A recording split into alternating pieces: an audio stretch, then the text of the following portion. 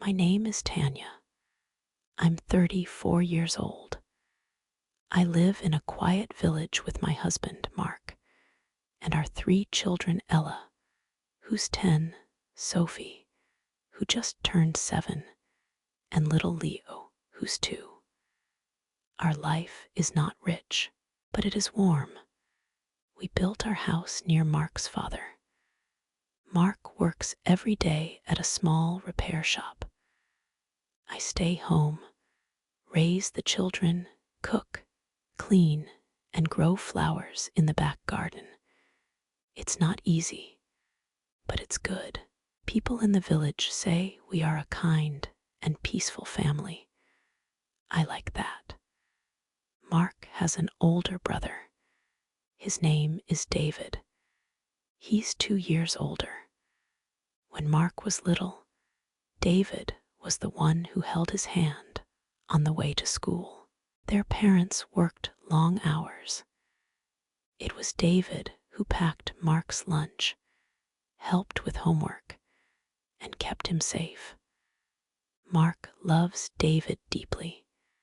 He still looks at him like a boy looks at his hero. David is married to Clara, a soft-spoken woman with gentle eyes. She and I became close over the years. We talk about flowers, drink tea, sometimes take the train to the city together to buy new seeds. We laugh like sisters, but behind Clara's quiet smile, I always felt something heavy. She cannot have children. She once told me in a small voice, my body it tried many times, but it doesn't work the way I hoped.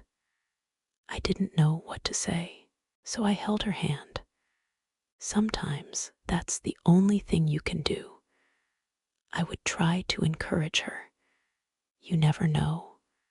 Medicine is stronger now. Miracles still happen. She would nod. But years passed, and the miracle never came. Then came the day of Leo's baptism. We invited everyone, family, neighbors, friends. I cooked from early morning until late. Mark put up lights in the garden. Children laughed. People danced. Food disappeared from the table faster than I could serve it. David was there too, smiling, holding gifts for the children. He always brings something. Small toys, books, stickers. He kneels down to their level, makes them laugh. He has the heart of a father, just no one to call him that. That night, after everyone left and the house was quiet again, I put the children to bed. Mark and David walked in, still holding their wine glasses. "Let me hold Leo," Mark said. "David wants to talk to you." I smiled. "What is it, a new fishing rod?" David didn't smile. His face was still. He looked me in the eye and asked softly, "Tanya, would you carry a baby for me?" I laughed at first. I thought it was a joke, but he didn't laugh. Neither did Mark. I looked at my husband. He said nothing. David continued, "I love Clara. I can't leave her. But every time I come to your house and hear your children laugh, I feel something I've never had. My home is quiet. I try to fill it with music, books, light, but it still feels empty." I was still silent. He kept going. "I don't want to adopt. My friend did that. The baby was sick. The process was long. I want a child that feels like mine. And I see your children. They are healthy. You are healthy. The baby would be safe." I shook my head. "You're asking me to carry a baby for 9 months and then give it away to you." David looked down. "Yes, we would move far. You wouldn't have to see us. I will give my part of the family land to Mark. We will make sure you're cared for. Just help us. Something inside me twisted. I left the room. I walked straight to Clara. She was sitting alone in the guest room, folding napkins for no reason. I asked her quietly, "Did you know what David just said?" She nodded. "I do," she whispered. "He told me last month. I didn't want him to ask you, but he begged and I'm scared." "Scared of what?" I asked. She looked at me with eyes that had held back tears for too many years. That if I can't give him a child, he'll leave me. I felt it. The distance. The silence. I don't blame him. He wants something I can't give. But if you help us, he'll stay. And I know you. You're kind. You love deeply. You wouldn't let our family fall apart. I sat beside her, and I couldn't speak. That night I didn't sleep. I looked at Leo's tiny face, his soft hands, the way his breath moved his chest up and down. I asked myself, could I grow a life inside me, feel every kick, every heartbeat, and then hand it away? Would it be an act of kindness or a kind of betrayal? To myself, to the baby, to Clara, to Mark. I asked Mark the next day, "Do you agree with David?" He hesitated. Then he said, "I know it's a lot, but I also know how much David has done for me, and you've always had such a strong heart.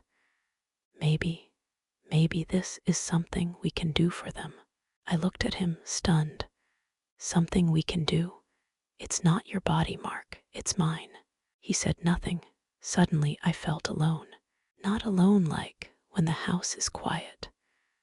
Alone like no one was standing with me. I walked to the river the next morning, just to think. There was fog on the water. Everything looked blurred, like my future. I sat on the bench where Clara and I once drank tea, and I asked myself, what does it mean to be a mother? Is it just giving birth? Or is it staying up through the night when the baby cries, giving kisses when they fall, hearing their first words, losing your breath when they call you mama? Could I give all that to someone else and live with the silence? Could I live knowing that the child might grow up not knowing I was ever there?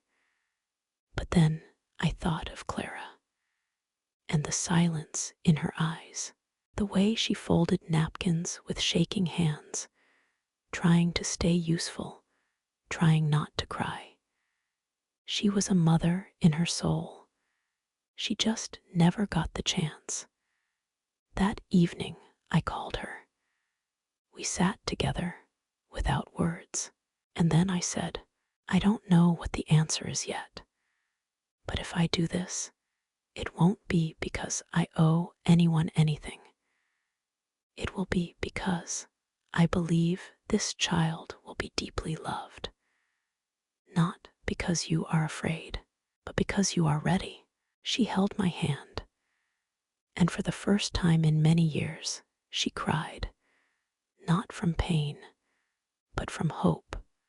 The decision was still mine. It still is. And I don't know yet what I will choose, but I know now. Sometimes kindness is not about saying yes quickly. It's about listening to the storm inside you and choosing with both your heart and your mind. I know the road ahead will not be simple, but maybe, just maybe, that's what makes it real. What would you do in Tanya's place? Would you carry a child for someone you love? Would you risk your peace to keep another family whole? Tell me in the comments.